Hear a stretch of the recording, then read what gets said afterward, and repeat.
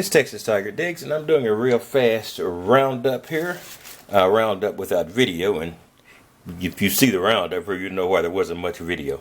But the subject of this video is knowing when to cut and run. When I first found this park, I spent a lot of late last year and into the winter in this small park I've called the Pounded Park. And as the weather began to get better, I still worked that park for a while, and that park generated 4 or 5 silver rings. The Pounded Park, not the park I'm talking about now. So it was a very, very good park for me.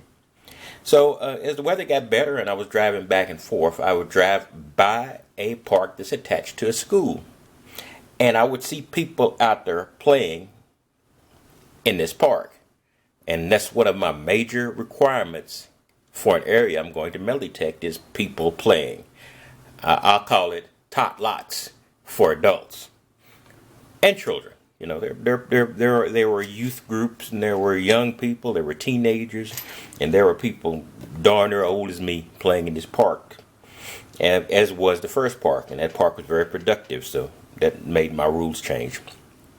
So when I went by this park, I looked out there and said, well, I've got to go to this park. But this park is sort of in the open. It's got a school beside it, so it wasn't really a place that I liked to comfortably detect at the time. I was more of a shy detectorist now. Now I just grab my detector and hit the streets.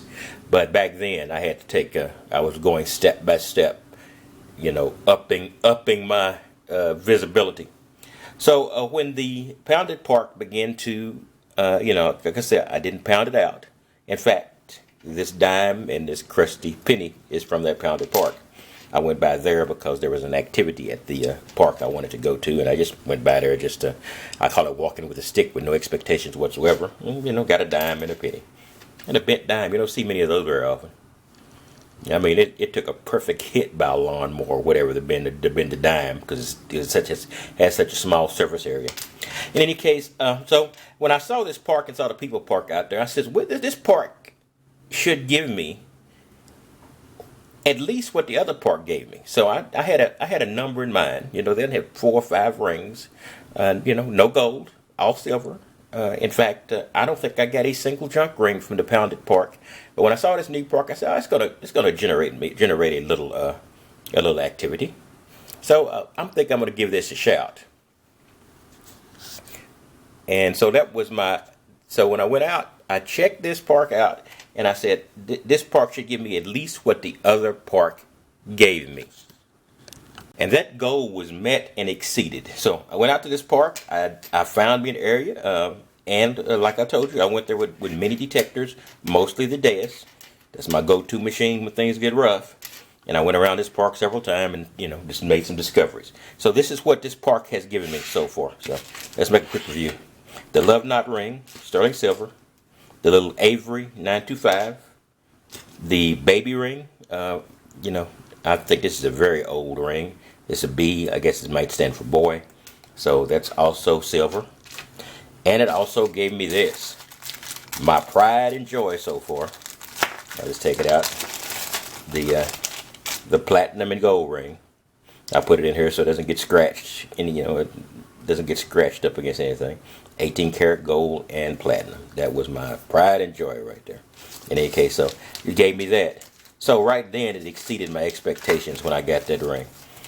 And I've got these 2 junk rings. So I've got as many, precious metal rings as I did from the other park. Maybe 1 less. And I got 2 junk rings. So I've got no complaints on what this park has given me. So I went out today, and this is going to be I went out with the. In fact, I'm going to do another video, and I'm going to discuss some of this, and maybe do some tests. But I went out with the Sovereign GT, and I tried to use a little bit of discrimination and discriminate out some pull tabs. Don't know if I was that successful, as you can see here. So it was a pull tabby day, and it was hot. So I've got all of these pull tabs, and there was another little piece somewhere. I must have left that somewhere. Must have lost it. Must be in my pocket. There's a little joiner for 2 coaxial cables, and that was the best signal I got all day, the most solid signal. And so, you know, I haven't given up on the breadth of this park, but specifically this area, I'm going to let it go. Now, it doesn't mean I might not just, drive a detector across it just for the heck of it sometime. But I'm going to let this area go. Now, this pretty much, the park is pretty much not pounded out. I don't think that, but it's pounded out mentally for me. So I'm going to have to, take a deep breath and maybe come back and take a look at it again. But on the other side of this park is a school grounds, and the school is out. So I have been gradually going further and further out, closer to the school, and I've gotten a few coins out there. I didn't do that today. I was just concentrating on this one area. This is my swan song, so I'm not going to be beating on this area anymore. And you're not going to be seeing piles of pull tabs. From this area, you still might see piles of pull tabs every now and then. So that's all I've got, and I just want to let you. That's basically what I'm saying. You've got to know when to cut and run, and now it's diminishing returns. I got the great ring, I've got some silver rings, I got a couple of junk rings. So the park has given me what I thought it promised me. And it's not like I'm psychic and saying, okay, this is about the most I'm getting to this park, because it could be much, much more. But that's all I've got. In any case, that's basically what I want to tell you. Knowing when to cut and run is important. And I found out some things about the CZ3D. Now, and I'll give you this one little tidbit about the CZ3D. I'm not going to make a whole video about it in trashy areas, but I did notice one thing. The CZ3D, when it runs across a pull tab and with ring, the full pull tab, I would get a good signal and then a grunt. Good signal and a grunt. So I'm thinking it's hitting it's hitting one end, maybe getting a good signal from the beaver tail and the grunt from the ring, or vice versa. But almost always you can guarantee with a CZ3D, at least I could at this park, when I got that grunt, good signal, like it go nickel, which is a high signal using enhanced, then a grunt, then I knew it was a pull tab. I dug it anyway, and every time I hit a pull tab. Now, I can't say that's 100%, but, I can say it's 100% of me making those attempts. In any case, that's all I've got. In fact, I'm going to save some of these pull tabs, because I'm going to be doing a little test with the Sovereign GT. Because I think I can at least,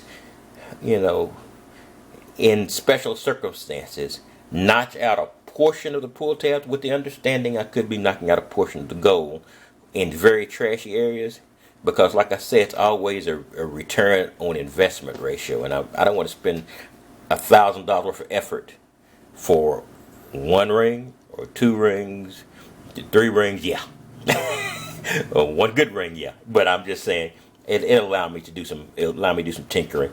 I'll still be pulling pull tabs probably. I'll still be running no discrimination at some point. But I'd like to go in and do a skim every once in a while and see if something pops up that might not be a pull tab. In any case, that's all I've got. So I want to let you know, and that's basically, I think I'm going to title this video, Knowing When to Cut and Run. So I'm not going to be concentrating in this area anymore. If I run my detector over it, it's going to be between me and the school grounds.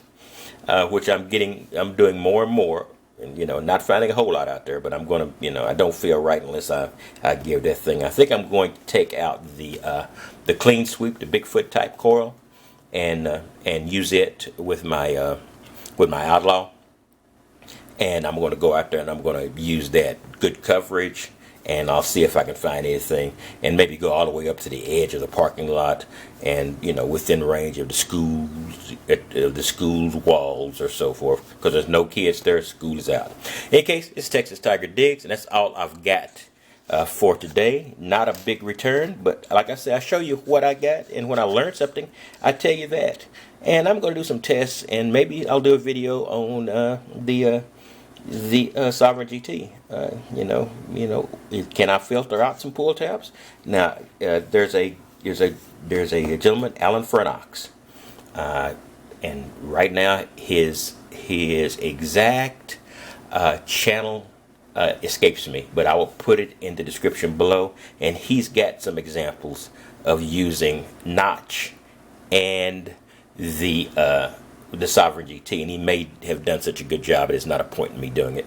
But the CZ3D, that beep, good signal, almost was always a pull tab with beaver. I mean, a full pull ring with beaver tail. So anyway, that's all I've got, and I will catch you later. You have a wonderful day, and maybe tomorrow's supposed to be a beautiful day. So I'll go out and hit my new area at the big park, or I will go out and hit my new park. But I'm going to keep rolling, keep trying, and looking for that next ring. More gold, more silver.